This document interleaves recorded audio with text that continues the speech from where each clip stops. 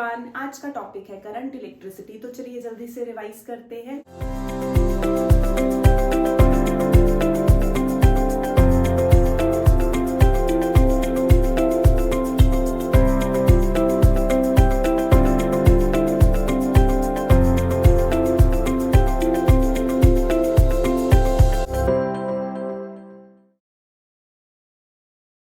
सबसे पहले electric current. तो इलेक्ट्रिक करंट हमारे पास क्या है? Rate of flow of charge particles. जब भी हम चार्जेस के फ्लो को with respect to time study करते हैं वो बन गया electric current. Direction of electric current is positive terminal to negative terminal. और ये हमारे पास क्या है? एक स्केलर क्वांटिटी है। इलेक्ट्रिक करंट फ्लो करता है पॉजिटिव से नेगेटिव। बेसिकली करंट दो तरह का है, conventional current, electronic current. Conventional means flow of positively charge particles. तो पॉजिटिवली चार्ज फ्लो करेंगे पॉजिटिव टर्मिनल से नेगेटिव की तरफ। तो कन्वेंशनल करंट की और इलेक्ट्रिक करंट की डायरेक्शन सेम है, but it is opposite to the direction of electronic current. Electronic current किसके फ्लो को बता रहा है? नेगेटिवली चार्ज पार्टिकल्स के। तो negatively charge particles move from negative terminal to the positive terminal. तो इलेक्ट्रिक करंट में हमारे पास फॉर्मूला क्या आता है? Charge upon time. चार्ज का इसका unit coulomb, coulomb upon second becomes ampere. अगर हम बात करें n number of electrons each having charge E flow कर रहे हैं through that area of cross section, तो हमारे पास करंट कितना होगा? NE अपॉन T हो जाएगा। तो ये हमारे पास करंट है। ऐसा यूनिट कितना हो गया? एम्पियर हो गया। CGS कितना होगा? 1/10 of electromagnetic unit of current. एब करंट भी बोलते हैं इसको। This is the absolute electromagnetic unit of current. तो ये एम्पियर हमारे पास SI हो गया और ये हमारे पास क्या हो जाएगा? CGS unit of current. इसको हम ऐसे भी बोलते हैं। बेसिकली ये क्या रिप्रेजेंट करता है? Absolute unit of electromagnetic. तो absolute electromagnetic unit of current. Next 1 ampere को हम लिख सकते हैं 1 कूलम अपॉन सेकेंड। कूलम हमें पता है हमारे पास चार्ज है, तो अगर हम इसको कैलकुलेट करते हैं तो ये वैल्यू फिक्स है। कई बार हमें क्वेश्चंस में देखने को मिलता था 10th क्लास में भी। तो 6.25 into 10 raise to the power 18 electrons per second. Next हमारे पास इलेक्ट्रिक करंट किसकी किसकी वजह से, किन किन चीजों में किसकी वजह से होता है? तो हमारे पास यहाँ पे कॉजेस क्या है? कंडक्टर में इलेक्ट्रॉन्स के फ्लो की वजह से। Electric current is due to the drift of electrons in the current. अगर हम बोले इलेक्ट्रोलाइट के लिए, तो इलेक्ट्रोलाइट में पॉजिटिव एंड नेगेटिव आयंस, तो बेसिकली आयंस की वजह से। कंडक्टर्स में इलेक्ट्रॉन्स के फ्लो की वजह से। इलेक्ट्रोलाइट्स में इलेक्ट्रोलिसिस होती है, हमारे पास positively charged negatively charged ions बनते हैं। तो आयंस के फ्लो की वजह से क्या आता है? करंट डेवलप होता है। नेक्स्ट हमारे पास इन गैसेस इन डिस्चार्ज ट्यूब्स, तो वहां पे हमारे पास क्या आ जाएगा? Electrons and ions in gases in discharge tubes. तो बेसिकली आयनाइजेशन जहां होगी तो इलेक्ट्रॉन्स है और आयंस है। नेक्स्ट हमारे पास सेमीकंडक्टर्स में, तो हमें पता है सेमीकंडक्टर्स दो तरह के होते हैं, P टाइप और N टाइप। तो अगर हम जनरली सेमीकंडक्टर्स बोले तो इलेक्ट्रॉन्स और होल्स की वजह से। बट अगर हम बात करते हैं P type N type semiconductor की, N मींस डोनर, तो N में हमारे पास किसकी वजह से है? मोस्टली इलेक्ट्रॉन्स के फ्लो की वजह से होगा। P type means acceptor, trivalent impurity, तो वहां पे हमारे पास होल्स के फ्लो की वजह से होगा। तो ये हमारे पास है कौन से कॉजेज हैं करंट के लिए, इलेक्ट्रिक करंट के लिए हमारे पास। नेक्स्ट आ जाता है ओम्स लॉ। तो ओम्स लॉ तो 10th क्लास से करते आ रहे हैं। कीपिंग फिजिकल कंडीशंस अनचेंज्ड, जो हमारे पास करंट है, current flowing in the conductor is directly proportional to the amount of potential difference applied across the ends of the conductor. तो हमारे पास V is equal to IR आ जाता है। R क्या है? रेजिस्टेंस। रेजिस्टेंस क्या है? It is the obstruction given to the flow of current. अगर कंडक्टर है, कंडक्टर में हमारे पास हमने ऐसे सेल या बैटरी अटैच कर दे, तो हमें पता है इलेक्ट्रॉन्स मूव करेंगे नेगेटिव टर्मिनल से पॉजिटिव टर्मिनल की तरफ। तो जब इलेक्ट्रॉन फ्लो करना स्टार्ट करेगा, यहाँ पे कोलिजन्स होंगे। इलेक्ट्रॉन्स के कोलिजन्स होते हैं विद द एटम्स और आयंस ऑफ द कंडक्टर। तो वो जो एटम्स और आयंस हैं वो इलेक्ट्रॉन्स की एनर्जी खींच लेंगे और इलेक्ट्रॉन्स की एनर्जी कम हो जाएगी। तो मींस इलेक्ट्रॉन्स के फ्लो में रुकावट आई है। वो क्या है? रेजिस्टेंस है। तो what is the cause of resistance? Electrons का और ये जो चार्ज पार्टिकल एटम्स और आयंस, इलेक्ट्रॉन्स का कोलाइड करना विद द एटम्स और आयंस ऑफ द कंडक्टर, तो वो हमारे पास क्या जनरेट करता है? रेजिस्टेंस जनरेट करता है। इनकी एनर्जी कम होगी, इनकी एनर्जी बढ़ जाएगी। इनकी वजह से इनके फ्लो में जो कमी आई है, इनकी जो वेलोसिटी है कम हुई है, उसकी वजह से आएगी रेजिस्टेंस। एटम्स और आयंस ने एनर्जी खींच ली, उनकी एनर्जी इंक्रीज हो गई, तो वो उनका एम्पलीट्यूड ऑफ वाइब्रेशन, एनर्जी बढ़ी है, डांस करना स्टार्ट करेंगे, एम्पलीट्यूड ऑफ वाइब्रेशन इंक्रीज करेगा। तो जैसे ही एम्पलीट्यूड ऑफ वाइब्रेशन इंक्रीज करेगा तो हमारे पास क्या आ जाता है? टेम्परेचर राइज होता है, हीट बढ़ती है, उसको बोलते हैं heating effect of electric current. तो ये पोर्शन देता है जिनकी एनर्जी में कमी आई, वो देगा रेजिस्टेंस। कौन? इलेक्ट्रॉन्स। एटम्स और आयंस की एनर्जी इंक्रीज हुई, तो एनर्जी इंक्रीज होने से आया heating effect of electric current. तो रेजिस्टेंस का कॉज क्या है? इन दोनों के बीच में कोलिजन है। इनकी एनर्जी कम, इनकी एनर्जी ज्यादा, एनर्जी कम, रेजिस्टेंस आई, एनर्जी ज्यादा, heating effect of electric current आया। तो यहां पे रेजिस्टेंस किन किन फैक्टर्स पे डिपेंड करती है? सबसे पहले length, directly proportional to length. Length बढ़ाएंगे, एरिया कम होगा, रेजिस्टेंस कोलिजन्स बढ़ेंगे। तो directly proportional to length, inversely proportional to area. Temperature के साथ चेंज होगा, और नेचर मींस डिफरेंट मटेरियल्स की हमारे पास डिफरेंट वैल्यू होती है रेजिस्टेंस की। तो जैसे जैसे हम मटेरियल चेंज करते हैं वैसे वैसे रेजिस्टेंस चेंज होगी। तो यहां से जब हम कंबाइन करते हैं तो आती है रेजिस्टिविटी। रेजिस्टिविटी क्या है? Ability to obstruct. रेजिस्टेंस क्या थी? ऑब्स्ट्रक्शन थी। रेजिस्टिविटी क्या है? मटीरियल की एबिलिटी है to obstruct. This is the characteristic property of the material. कैसे डिफाइन करते थे? लेंथ 1 ले लेते थे, एरिया 1 ले लेते थे, रेजिस्टिविटी किसके इक्वल आती थी? रेजिस्टेंस के इक्वल। तो हम कोई ऐसा कंडक्टर कंसिडर करें जिसकी लेंथ है 1 मीटर, जिसका एरिया ऑफ क्रॉस सेक्शन है 1 मीटर स्क्वायर, तो resistivity will be equal to the resistance offered by the conductor of unit length and unit area of cross section. तो वो हमारे पास क्या है? रेजिस्टिविटी है। अब रेजिस्टिविटी इन दोनों फैक्टर्स पे डिपेंड नहीं करेगी, नेचर और टेम्परेचर पे डिपेंड करेगी। तो इंडिपेंडेंट ऑफ द डायमेंशंस, मतलब length, area of cross section पे डिपेंड नहीं करती है। किस पे डिपेंड करती है? नेचर पे और टेम्परेचर पे। तो रेजिस्टेंस का एसआई यूनिट है ओम। सीजीएस कितना किया? एब एम्पियर, यहां आ जाएगा abohm. Again electromagnetic, absolute electromagnetic unit of resistance. तो ये हमारे पास आ गया सीजीएस। कैसे लिंक्ड है? 1 ओम इज 10⁻⁹ एब ओम। नेक्स्ट हमारे पास आ गया रेजिस्टेंस का रेसिप्रोकल इज कंडक्टेंस। जी से डिनोट करेंगे। रेजिस्टेंस क्या है? Obstruction given to the flow of current. तो कंडक्टेंस क्या है? फ्लो करने देना। रेजिस्टर का काम क्या है? रोकना। तो कंडक्टर का काम क्या है? मूव करने देना। तो कंडक्टेंस क्या हो गई? रेसिप्रोकल ऑफ रेजिस्टेंस हो गई। तो जो हमारे पास एसआई यूनिट ओम है वो रेसिप्रोकल करके हो जाएगा ओम इनवर्स।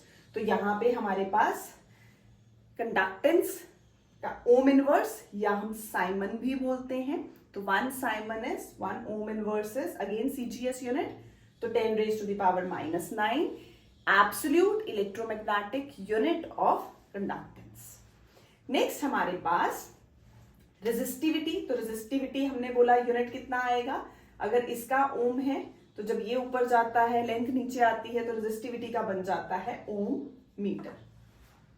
तो फिर conductivity is again reciprocal of resistivity, तो इसका कितना हो जाएगा? Ohm inverse metre inverse. तो रेजिस्टिविटी का हमारे पास ओम मीटर, तो कंडक्टिविटी का ओम इनवर्स मीटर इनवर्स। अब हमारे पास दो तरह के कंडक्टर्स हैं, ohmic conductors, non ohmic conductors, जो ओम्स लॉ ओबे करेंगे, जो ओम्स लॉ ओबे नहीं करेंगे। यहाँ पे लीनियर रिलेशनशिप है V वर्सेस I। ग्राफ कैसा होगा? स्ट्रेट लाइन होगा। Do not obey ohms law, तो फिर लीनियर रिलेशनशिप भी नहीं होगा, स्ट्रेट लाइन ग्राफ भी नहीं होगा। तो इन केसेस में हम क्या कंसिडर करते हैं? डायनामिक रेजिस्टेंस निकालते हैं, delta V to delta I। कौन से केसेस में? नॉन ओमिक कंडक्टर्स में, जंक्शन डायोड्स, हमारे पास, और इधर आ गए मेटल्स, एलॉयज। तो यहाँ हम लीनियर रिलेशनशिप बोल रहे हैं, यहाँ पे नॉन लीनियर रिलेशनशिप बोल रहे हैं। तो इस केस में डायनामिक रेजिस्टेंस वर्ड आता है, डायोड्स के केस में, जंक्शन डायोड्स के केस में। Next, variation of resistance with temperature. तो टेम्परेचर बढ़ाएंगे तो हमारे पास रेजिस्टेंस इंक्रीज करेगी, टेम्परेचर बढ़ाते हैं तो रेजिस्टेंस इंक्रीज करती है, बट कैसे? तो उसके लिए हमारे पास रिलेशन है resistance at T temperature 0 1 plus alpha. Alpha means temperature coefficient of resistance. तो टेम्परेचर कोफिशिएंट हम वैसे भी कैसे डिफाइन करते हैं? R2 minus R1, R1 T2 minus T1। तो R1 क्या है? Resistance at temperature T1। R2 क्या है? Resistance at temperature T2। तो यहाँ पे अल्फा का unit degree Celsius inverse, kelvin inverse, क्योंकि ये तो यूनिट से यूनिट इसका कैंसिल हो जाएगा, ओम। प्योर मेटल्स के लिए अल्फा की वैल्यू होती है 1/273 पर डिग्री सेल्सियस। अल्फा की वैल्यू कंडक्टर्स के लिए पॉजिटिव होगी, और semiconductors, electrolytes, carbon, Indian rubber, ये सब चीजों के लिए हमारे पास क्या हो जाएगी? नेगेटिव हो जाएगी। अल्फा पॉजिटिव कंडक्टर्स के लिए, नेगेटिव हो गया इलेक्ट्रोलाइट्स के लिए, सेमीकंडक्टर्स के लिए, और ये 0 होता है सुपर कंडक्टर्स के लिए। ऐसा क्यों है? क्योंकि सुपर कंडक्टर्स की रेजिस्टेंस 0 होती है। तो रेजिस्टेंस 0 होने की वजह से जो उसका टेम्परेचर कोफिशिएंट ऑफ रेजिस्टेंस है वो भी कितना हो जाएगा? 0 हो जाएगा। Velocity, it is the velocity acquired by the charged particles in the presence of electric field. अगर हम एक कंडक्टर कंसिडर करते हैं, हमने उसको बैटरी से अटैच किया, means we are providing potential difference to that. तो using the expression V is equal to ED, potential difference आया, इलेक्ट्रिक फील्ड आई। अब charge particles means electrons move करना स्टार्ट करेंगे from negative terminal to positive terminal.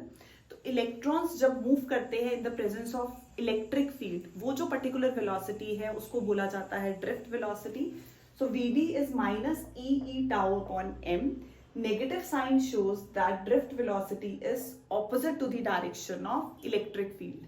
Electrons move करेंगे इस direction में, but electric field जो है वो पॉजिटिव टू टर्मिनल एक्ट करेगी, तो दोनों की डायरेक्शन जो है वो ऑपोजिट होगी। Next, relation between current and drift velocity. तो ये जो हमने कंडक्टर कंसिडर किया, इसमें जो नंबर ऑफ चार्ज पार्टिकल्स हैं, total number of charge particles अगर हम कैपिटल N लेते हैं, तो नंबर डेंसिटी है नंबर ऑफ फ्री इलेक्ट्रॉन्स पर यूनिट वॉल्यूम, वो हो जाएगा capital N upon A into N। तो यहाँ पे total number of charge particles आएंगे N इंटू AL। तो अगर हम ये एक्सप्रेशन यूज करते हैं, current is charge upon time, charge कितना होगा? Total number of charge particles into smallest unit of charge E, तो NE/T। यहां हम N की वैल्यू यूज करें तो हमारे पास एक्सप्रेशन आ जाएगा I is equal to NVDEA, which is the relation between current and drift velocity. Next आ गया डिडक्शन ऑफ ओम्स लॉ। तो ओम्स लॉ में हम R की वैल्यू कैलकुलेट करते हैं ml upon NE square tau into A। Similarly resistivity यहां से आती है m upon NE square tau. Tau हमारे पास क्या है? Average relaxation time. मीन्स हमारे पास जो चार्ज पार्टिकल्स हैं वो कोलाइड करते हैं, तो जो टाइम इंटरवल है बिटवीन टू सक्सेसिव कोलिजन्स उसको बोला जाता है टाउ। तो ये हमारे पास यहाँ पे है average relaxation time. Mobility of an electron. तो मोबिलिटी क्या है? कितना मोबाइल होगा चार्ज पार्टिकल, कितना फ्रीली मूव कर लेगा। तो म्यू से रिप्रेजेंट करते हैं drift velocity per unit electric field. यहां से Vd कितना आ गया? Mu into E। तो अगर हम ये करंट का जो एक्सप्रेशन है इसको यूज करें और Vd की वैल्यू इस पे पुट कर दें, तो हम इसको ऐसे मॉडिफाई कर सकते हैं। नेक्स्ट टॉपिक है करंट डेंसिटी। करंट डेंसिटी क्या होती है? Current per unit area. तो current per unit area means I upon A। Current scalar है, करंट डेंसिटी वेक्टर है, ये हमारे पास सरफेस वेक्टर हो गया, तो I is J dot A। दोनों के बीच में अगर एंगल थीटा होगा तो इसको लिख सकते हैं JA cos थीटा। तो I की वैल्यू अगर यूज करें NVDEA ये वाली डिवाइडेड बाय A, तो ये हम ऐसे भी यूज कर सकते हैं, current density NVD drift velocity into E। बस स्मॉल n जो है वो नंबर डेंसिटी है, total number of charge particles नहीं है, total number of charge particles per unit volume है। इसके बाद आता है relation between current density and conductivity. तो ये इंपॉर्टेंट है, J is equal to sigma E. J current density हो गई, सिग्मा कंडक्टिविटी हो गई, E electric field. Drift velocity की वैल्यू यूजुअली हमारे पास इसी रेंज में 10⁻⁻⁴ मीटर पर सेकेंड होती है इलेक्ट्रॉन्स के लिए। नेक्स्ट जो वेरिएशन है हमारे पास रेजिस्टेंस की, इसके लिए कुछ इंपॉर्टेंट फैक्ट्स हैं। जैसे सबसे पहले अगर बात करें बिस्मथ की, तो रेजिस्टेंस जो बिस्मथ की है वो इंक्रीज करती है अगर हम उसको मैग्नेटिक फील्ड में प्लेस करते हैं। तो ये जितनी भी चीजें हमने डिफरेंट चैप्टर्स में पढ़ी हैं उन वेरिएशंस के रिजल्ट हैं। बिस्मथ डायमैग्नेटिक सब्सटेंस, तो वहां पे हम पढ़ते हैं मैग्नेटिज्म में, तो मैग्नेटिक फील्ड में रखा तो रेजिस्टेंस क्या हो जाएगी, इंक्रीज हो जाएगी। कार्बन ग्रान्यूल्स की प्रेशर अगर हम इंक्रीज करते हैं तो रेजिस्टेंस डिक्रीज करती है। सिमिलरली हमने पढ़ा है सेमीकंडक्टर्स के लिए, अगर लाइट फॉल करेगी सेमीकंडक्टर पे, अल्फा क्या होता है सेमीकंडक्टर्स के लिए, नेगेटिव होगा, तो उसमें जो रेजिस्टेंस है वो डिक्रीज करती है। Resistance of N intrinsic semiconductor again decreases. Intrinsic कौन सा है, pure form of semiconductor. Doping करेंगे, एन टाइप बनाएंगे, पी टाइप बनाएंगे, तो कंडक्टिविटी बढ़ाने के लिए कर रहे हैं, कंडक्टिविटी बढ़ाने के लिए कर रहे हैं, तो जहां कंडक्टिविटी बढ़ाने के लिए प्रोसेस हो रही है वहां रेजिस्टेंस ऑटोमेटिकली डिक्रीज करेगी। नेक्स्ट, रेजिस्टेंस ऑफ एलॉय जो है, एलॉयज है, वो इंक्रीज करती है with rise in temperature, but इतना ज्यादा राइज नहीं होता जितना हम प्योर मेटल्स में देखते हैं। तो ये हमारे पास क्या है, रेजिस्टेंस है इंट्रिंसिक सेमीकंडक्टर्स की। एक चीज, करंट डेंसिटी का एसआई यूनिट और सीजीएस यूनिट। तो एसआई कितना होगा, current per unit area, ampere per metre square. अगर हम सीजीएस की बात करें तो पीछे पड़ा एब्सोल्यूट इलेक्ट्रोमैग्नेटिक यूनिट ऑफ, तो इसके लिए लेंगे तो वो हो जाएगा absolute electromagnetic unit of current, AB ampere divided by centimetre square. Next आता है टेम्परेचर डिपेंडेंस ऑफ रेजिस्टिविटी। तो जैसे रेजिस्टेंस की पढ़ते हैं सेम रेजिस्टिविटी के लिए, उसमें हम ये एक्सप्रेशन यूज करेंगे, rho is equal to m/ne² tau. तो रेजिस्टिविटी दो फैक्टर्स पे डिपेंड कर रही है, एक तो n, दूसरा टाउ। तो मेटल्स के लिए n का कोई रोल नहीं है, टाउ वेरी करेगा। जैसे ही टेम्परेचर इंक्रीज करते हैं, चार्ज पार्टिकल्स की स्पीड बढ़ी, कोलिजन्स बढ़े, चार्ज पार्टिकल्स ने फास्ट मूव करना स्टार्ट किया, तो जैसे ही एम्पलीट्यूड ऑफ वाइब्रेशंस बढ़ा, कोलिजन्स बढ़ गए, टाउ की वैल्यू, टाइम जो है वो डिक्रीज हो गया। तो अगर टाउ डिक्रीज होगा तो रेजिस्टिविटी इंक्रीज हो जाएगी, तो रेजिस्टिविटी इंक्रीज हो जाएगी। सेम हम एक्सप्रेशन जैसे रेजिस्टेंस के लिए करते हैं, temperature coefficient of resistance, same आ जाता है रेजिस्टिविटी। तो temperature coefficient of resistivity is ρ2 - ρ1, ρ1 T2 - T1। अगर हम देखें नाइट्रोन के लिए, कॉपर के लिए, वेरिएशन रेजिस्टिविटी की, वीक डिपेंडेंस है, कैसे वेरी कर रहा है। नेक्स्ट, सेमीकंडक्टर्स और इंसुलेटर्स में tau does not change with temperature. यहां क्या था, n is independent of temperature, तो यहां किसका रोल है फिर, n का, नंबर डेंसिटी का। टेम्परेचर इंक्रीज करते हैं, नंबर डेंसिटी इंक्रीज होती है, कैसे, एक्सपोनेंशियली। रेजिस्टिविटी क्या हो जाएगी, डिक्रीज हो जाएगी। तो हमारे पास इनवर्सली प्रोपोर्शनल का ग्राफ।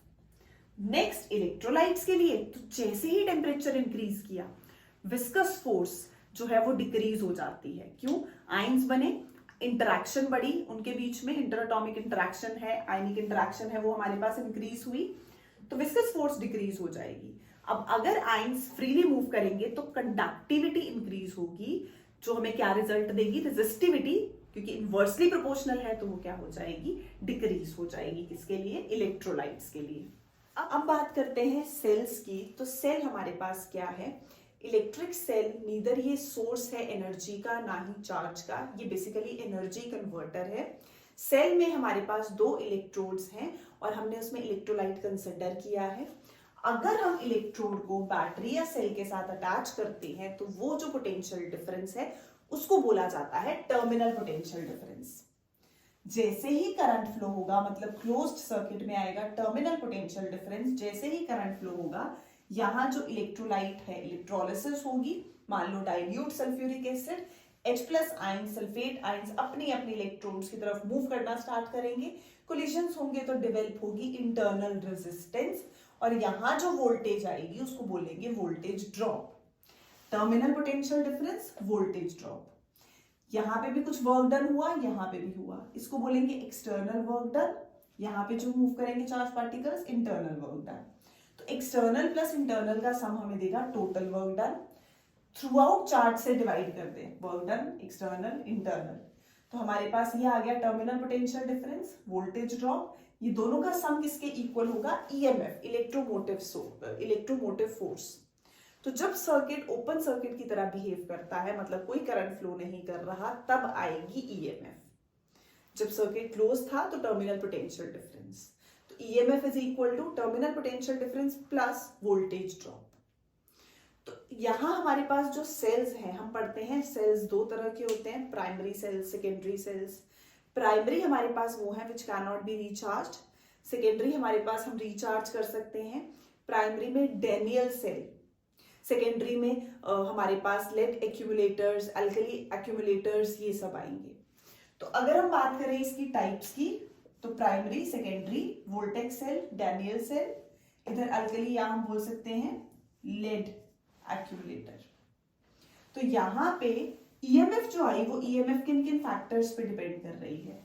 दोनों प्लेट्स की नेचर पे डिपेंड करेगी, टेम्परेचर पे डिपेंड करेगी, कंसंट्रेशन ऑफ इलेक्ट्रोलाइट पे डिपेंड करेगी। फिर से nature of the plates, temperature और इलेक्ट्रोलाइट की कंसंट्रेशन पे।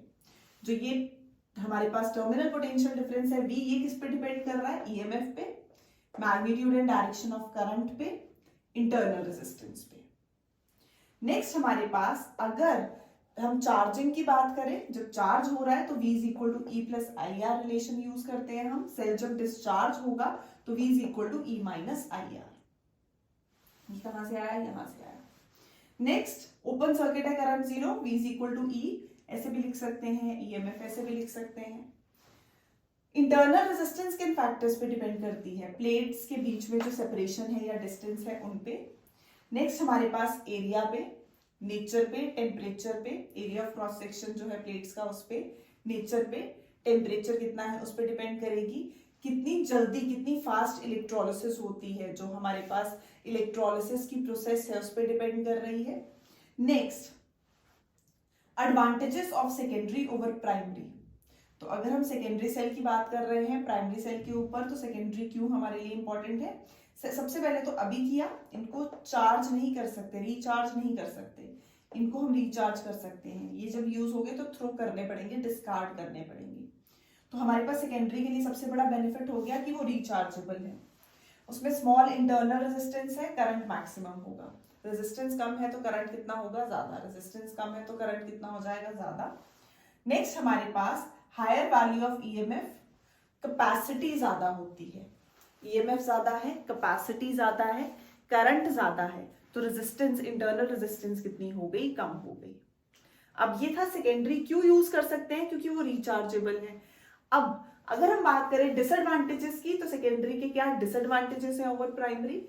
लार्जर वेट, वेट ज्यादा है, कॉस्टली ज्यादा है, स्मॉल लाइफ पीरियड होता है इनका, दोबारा दोबारा रिचार्ज करने पड़ते हैं, gate spoiled if short circuited. तो ये हमारे पास सेकेंडरी के एडवांटेजेस थे, ये सेकेंडरी के डिसएडवांटेजेस हैं। नेक्स्ट हमारे पास आ गया कॉम्बिनेशन ऑफ सेल्स। तो बेसिक कॉम्बिनेशन में हम करते हैं, अगर हमने n सेल्स को सीरीज में कनेक्ट किया है, सबकी ईएमएफ E है, इंटरनल रेजिस्टेंस R है, हमें सबसे पहले करंट फाइंड करना है, तो total EMF divided by total resistance. तो सीरीज में है E प्लस E ऐसे जाएगा हमारे पास, क्योंकि सीरीज में पोटेंशियल डिफरेंस वेरी करता है, करंट सेम है। तो n टाइम्स E हो गया, R प्लस R कितने टाइम्स हो जाएगा? ये NE है और ये NR हो जाएगा। तो I इज NE अपॉन ये NR प्लस सीरीज में एक्सटर्नल रेजिस्टेंस के साथ, तो R प्लस NR। अब अगर मुझे मैक्सिमम करंट चाहिए, तो मैक्सिमम करंट के लिए कंडीशन है कि जो हमारा R है that must be greater than small NR, तो हम इसको निग्लेक्ट कर देंगे, तो ये आ जाएगा NE upon R। Minimum current चाहिए तो उसके लिए हम क्या करेंगे? ये वैल्यू बहुत ज्यादा होनी चाहिए as compare to the external resistance, तो उससे क्या होगा? मिनिमम वैल्यू आएगी। मिनिमम मींस उससे हमारे पास जो डिनोमिनेटर है वो ज्यादा हो जाएगा, न्यूमरेटर ऑटोमेटिकली हमारे पास क्या हो जाएगा? कम हो जाएगा। तो means I is inversely proportional to this factor. तो अगर मुझे ये ज्यादा करना है तो मुझे ये मिनिमम करना पड़ेगा, तो हमने मिनिमम किया। नेक्स्ट में हमें ये मैक्सिमम करना पड़ेगा, तो मींस इसकी वैल्यू ज्यादा होनी चाहिए एज कंपेयर टू R। तो तो ऑटोमेटिकली करंट कितना हो जाएगा, कम हो जाएगा।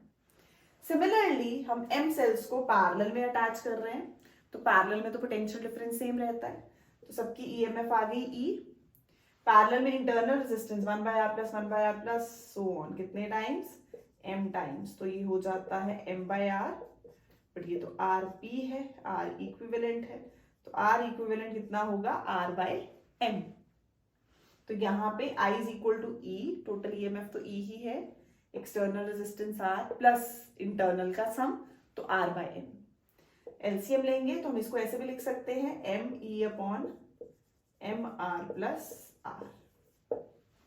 फिर से करंट मैक्सिमम करना है तो ये चीज हमें क्या करनी पड़ेगी, मिनिमम करनी पड़ेगी। तो हमने क्या किया, M वाला फैक्टर स्मॉल कर दिया, तो यहाँ पे हमारे पास R बड़ा है, जैसे यहाँ पे था एक्सटर्नल रेजिस्टेंस ज्यादा है, इस फैक्टर को कम कर देंगे तो मैक्सिमम हो जाएगा। सिमिलरली अगर हमें मिनिमम करना है तो हमें मिनिमम के लिए ये वैल्यू जो है इसको ज्यादा करना पड़ेगा। तो मींस यहाँ पे हम किसको निग्लेक्ट करेंगे, कैपिटल R को, एक्सटर्नल रेजिस्टेंस को, जैसे इस केस में निग्लेक्ट कर दिया। नेक्स्ट हमारे पास है कॉम्बिनेशन, तो मिक्स्ड ग्रुपिंग है, मतलब ये दोनों आ जाएंगे, सीरीज भी और पैरेलल भी। हमने लिए n सेल्स है, m रोज है, अब टोटल करंट फाइंड करना है, तो एक रो की ईएमएफ कितनी है, NE ऐसे सो ऑन NE, पैरेलल में पोटेंशियल सेम रहता है तो NE, R plus R equivalent, तो ये R प्लस R कितना आया था, NR चलता जाएगा ना, 1/nr प्लस 1/nr कितने टाइम्स, m टाइम्स, तो m/nr, रेसिप्रोकल करेंगे तो nr/m। एलसीएम ले लेते तो बन जाएगा MNE upon MR plus NR। Current maximum करना है तो इसको क्या करना पड़ेगा, मिनिमम कैसे करेंगे, इस वैल्यू को मिनिमम करेंगे तो हमारे पास ये कितनी आ जाएगी condition, capital R is equal to NR upon M। क्या हम बोल सकते हैं, तो R इक्विवेलेंट था, तो अगर हमें मैक्सिमम करंट चाहिए तो एक्सटर्नल रेजिस्टेंस किसके इक्वल आनी चाहिए, इक्विवेलेंट इंटरनल रेजिस्टेंस के। तो किरचॉफ्स लॉ में हमारे पास किरचॉफ के दो लॉज हैं, पहला है किरचॉफ्स करंट लॉ, या हम इसको बोलते हैं फर्स्ट लॉ, जिसको हम जंक्शन रूल बोलेंगे, वो जंक्शन पे एप्लीकेबल है। यहाँ पे जितने भी करंट इनकमिंग होंगे, incoming current will be equal to outgoing current, या हम बोल सकते हैं algebraic sum of all the currents will be zero, incoming is equal to outgoing, या फिर algebraic sum कितना हो जाएगा करंट्स का, जीरो हो जाएगा, क्योंकि ये करंट के साथ लिंक्ड है तो law of conservation of charge पे बेस्ड है। इसको जंक्शन रूल बोला जाता है क्योंकि जंक्शन पे एप्लीकेबल है। तो हमारे पास ये जो किरचॉफ्स का करंट लॉ है, it is applicable to a capacitor treating the resistance of a capacitor to be zero. कहाँ पे रेजिस्टेंस कैपेसिटर की जीरो होगी, चार्जिंग के केस में, डिस्चार्जिंग के केस में, लेकिन जब हम स्टेडी स्टेट की बात करेंगे तो वहां कैपेसिटर की रेजिस्टेंस कितनी हो जाएगी हमारे पास, इनफाइनाइट। तो इस केस में जब हम लगाएंगे incoming is equal to outgoing, तो ये जो करंट I है वो I2 के इक्वल आ जाएगा। लेकिन अगर हम चार्जिंग की बात करते हैं तो incoming current will be equal to the outgoing currents, तो I is equal to I1 plus I2। तो यहाँ पे हमें कैपेसिटर की रेजिस्टेंस पता करनी है, तो चार्जिंग और डिस्चार्जिंग के केस में तो रेजिस्टेंस हम जीरो लेंगे, लेकिन अगर स्टेडी स्टेट है तो इनफाइनाइट हो जाएगी। नेक्स्ट है हमारे पास किरचॉफ्स वोल्टेज लॉ, जिसको हम मेश रूल या फिर लूप रूल भी बोलते हैं, लूप पे एप्लीकेबल है ये हमारे पास, जिसकी हमारे पास वैल्यू क्या आती है, algebraic sum of all the EMFs किसके इक्वल होगा हमारे पास, IR के एल्जेब्रिक सम के इक्वल होगा। तो इसमें हम डायरेक्शन जब लेते हैं तो ईएमएफ की डायरेक्शन, ईएमएफ की वैल्यू जो है पॉजिटिव लेंगे अगर हम खुद मूव कर रहे हैं नेगेटिव टू पॉजिटिव, और हम ईएमएफ की वैल्यू लेंगे नेगेटिव अगर कहां से कहां ट्रेवल कर रहे हैं, पॉजिटिव टू नेगेटिव। नेक्स्ट हमारे पास व्हीटस्टोन ब्रिज, तो व्हीटस्टोन ब्रिज की हमारे पास सबसे इंपॉर्टेंट है कंडीशन, बैलेंस्ड व्हीटस्टोन ब्रिज कब होता है, जब गैल्वेनोमीटर में डिफ्लेक्शन जो है हमारे पास नहीं होती, जीरो डिफ्लेक्शन है, तब हम बोलते हैं जब करंट इस आर्म में जीरो है तो P/Q is equal to R/S। तो ये हमारे पास बैलेंस्ड व्हीटस्टोन ब्रिज की कंडीशन है। तो हमारा ब्रिज जो है वो सबसे ज्यादा सेंसिटिव कब होता है, when all the four resistors are of the same order, जब चारों किस ऑर्डर में होंगे, सेम ऑर्डर में होंगे। नेक्स्ट इसकी एप्लीकेशन है हमारे पास मीटर ब्रिज। तो मीटर ब्रिज में मान लो ये S जो है हमारे पास, ये अननोन रेजिस्टेंस है जो हमें कैलकुलेट करनी है। तो जब हम इस पे जॉकी को मूव करवाते हैं तो ये जो मान लो हमारे पास पॉइंट आया जिसमें जो कैल्विनोमीटर की डिफ्लेक्शन है वो क्या हो गई, 0। कैल्विनोमीटर की डिफ्लेक्शन क्या हो गई, 0। मींस इस आर्म में करंट फ्लो नहीं कर रहा। तब हम अप्लाई करते हैं P/Q = R/S। तो हम ये वाली लेंथ ले लेंगे L, ये आ जाएगी 100 माइनस L, क्योंकि ये हमारे पास कितना होता है, मीटर ब्रिज 1 मीटर 100 सेंटीमीटर। तो अगर हम अप्लाई करते हैं यही कंडीशन तो हमें पता है resistance is directly proportional to length. तो P को रिप्लेस करेगा L और Q को 100 माइनस L, ये P ये Q। R रेजिस्टेंस बॉक्स में से वैल्यू ली, S हमें कैलकुलेट करना है।